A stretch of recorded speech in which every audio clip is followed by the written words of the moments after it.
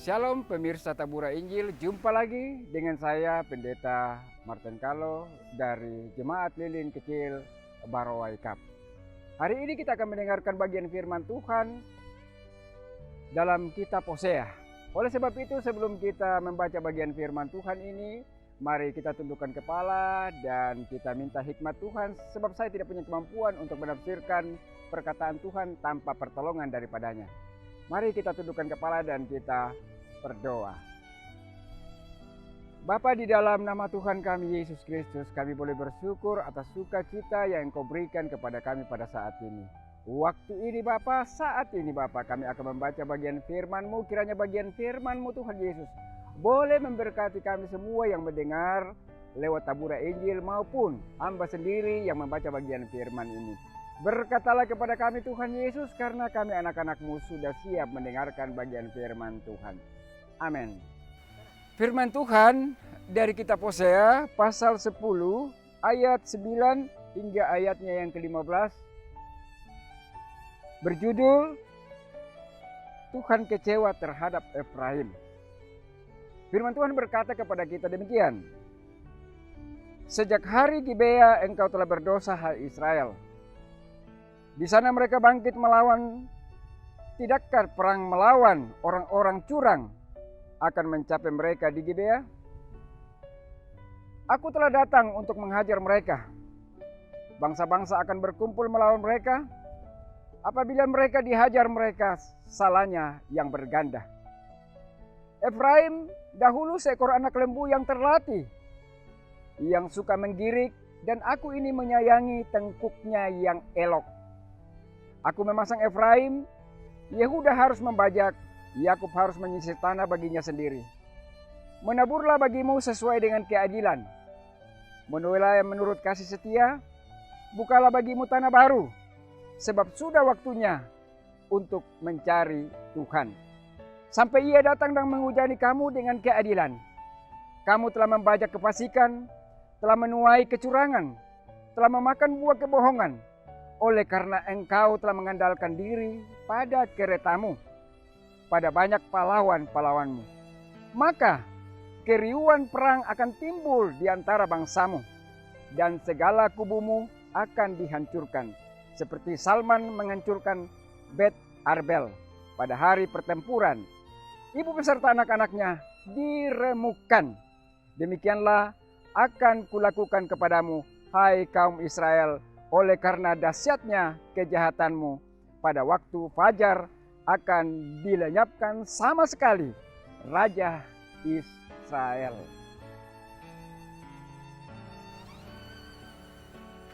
Pemirsa Tabura Injil yang kekasih dalam Tuhan kita Yesus Kristus, membaca kitab Hosea pasal 10 ayat 9 hingga ayatnya yang ke-15,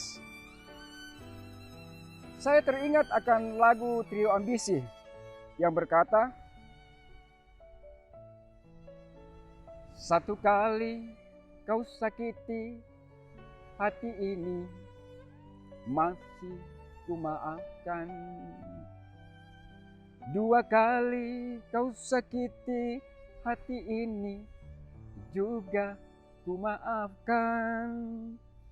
Tapi jangan kau coba 3 kali. Jangan.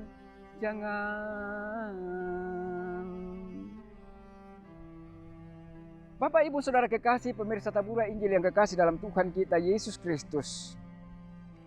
Lagu Trio Ambisi ini saya percaya tidak asing bagi kita.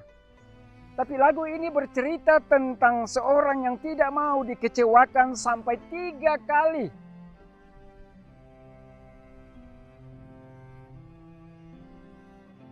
Saya percaya juga bahwa Anda tidak mau dikecewakan.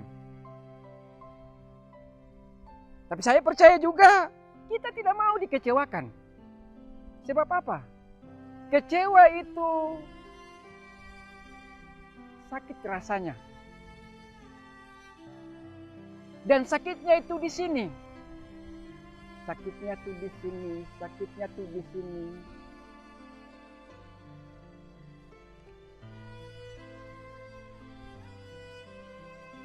Bagaimana ketika kita kecewa?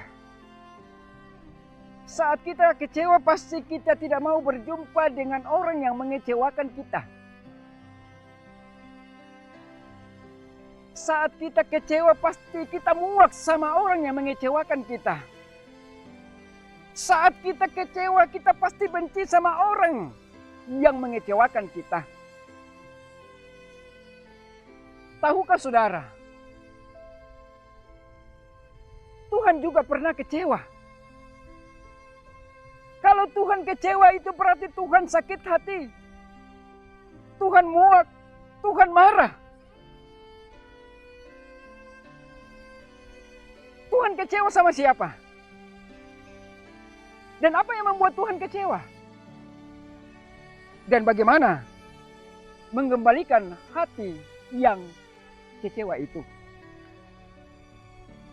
Dari bagian bahan bacaan kita tadi, Lembaga Alkitab Indonesia memberi judul Tuhan kecewa terhadap Efraim.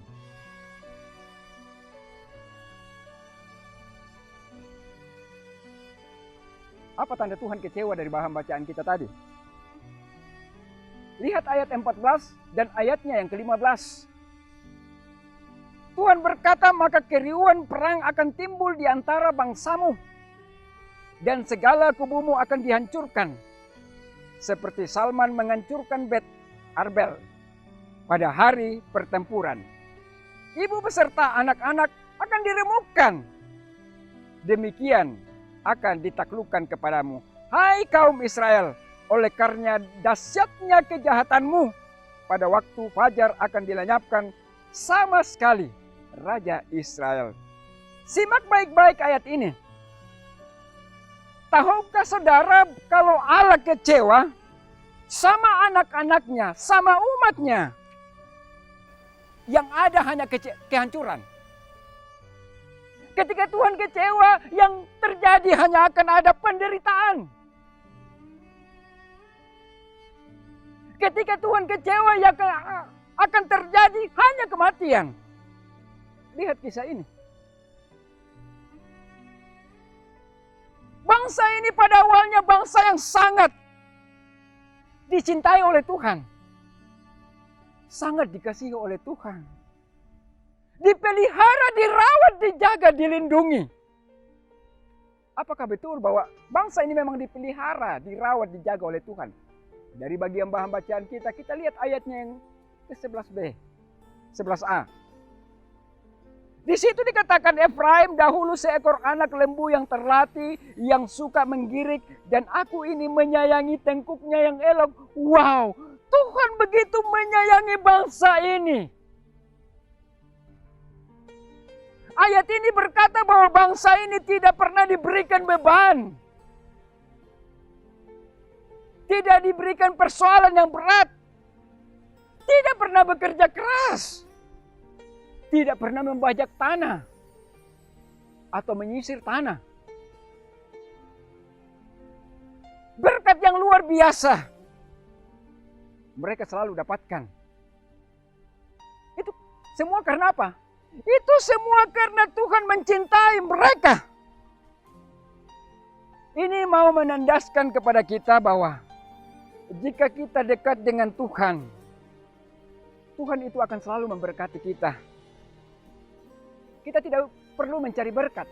Tapi berkat itu yang akan datang untuk mencari kita. Lihat kisah bangsa Israel. Namun apa yang terjadi kemudian? Apa yang terjadi kemudian? Lihat ayat 11b. Mari kita baca. Aku memasang Efraim, Yehuda harus membajak, Yakub harus menyisir tanah baginya sendiri. Ini berarti terjadi perubahan besar dalam bangsa ini. Berkat yang tadinya gampang didapat,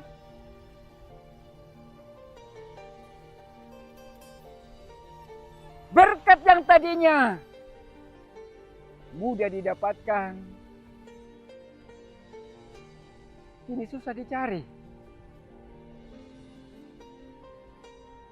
Alkitab mengatakan bahwa tanah harus dibajak, tanahnya harus disisir. Ya, kisah ini membicarakan hampir sama dengan kisah Adam dan Hawa ya. Ketika mereka hidup di tanah Taman Eden, Adam dan Hawa itu tinggal makan tidur. Tapi ketika mereka jatuh di dalam dosa, justru Tuhan mengusir mereka dari Taman Eden dan mengusahakan tanah itu. Kisah ini mau mengatakan bahwa ketika kita jatuh di dalam dosa, berkat itu menjauh. Ibaratnya saya mau mengatakan bahwa ketika kita jatuh di dalam dosa, Tuhan itu menjauh daripada kita. Tuhan buang muka daripada kita.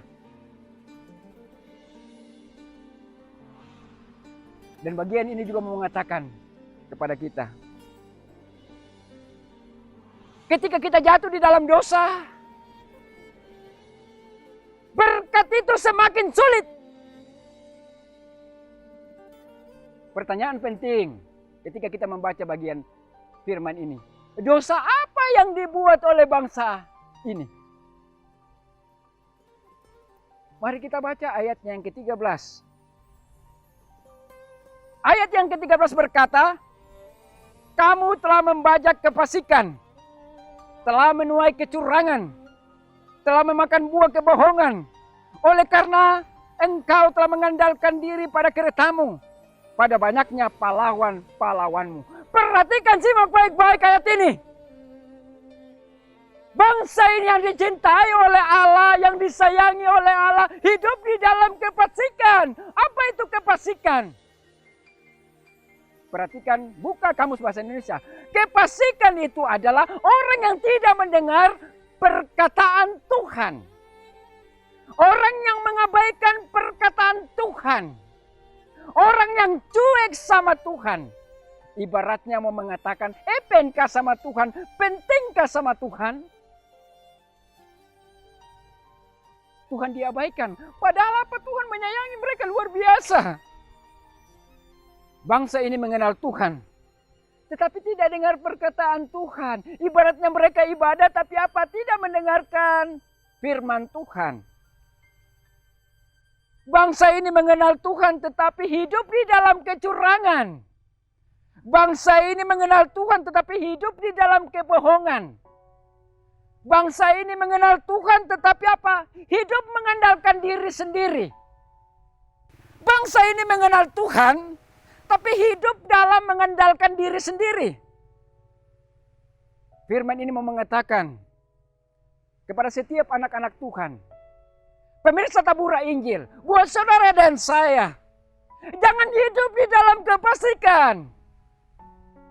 Jangan hidup di dalam kecurangan. Jangan hidup di dalam kebohongan. Jangan hidup di dalam mengandalkan diri sendiri. Karena apa? Tuhan kecewa. Berkat itu menjauh ketika Tuhan kecewa. Tuhan tidak mau disakiti oleh anak-anaknya. Pemirsa Tabura Injil yang kekasih dalam Tuhan kita Yesus Kristus. Kenapa firman ini ditulis?